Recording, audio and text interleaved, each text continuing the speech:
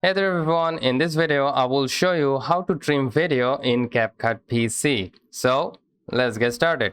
First of all, as you can see in my video, there is a black screen which I don't want. Alright, so I want to trim the beginning of the video for this much. Okay, so I want to remove this part. So how we can do that? We can simply just move our cursor onto the clip like this.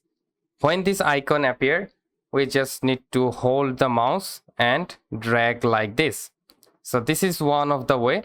Also, what you can do, you can simply just move your cursor onto the point which you want to remove the beginning. So if you want to remove the part before the cursor, then you can select this option.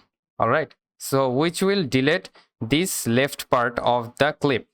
So if you select this option, it will delete the left part of this cursor. All right, then we will drag our cursor onto the ending, which I also don't want the ending to be black like this. So I will drag my cursor like that, and I want to delete this right part of the cursor. So what I need to do, I need to select this option. Okay, just select that and it will be removed from the right option, from the right of the cursor.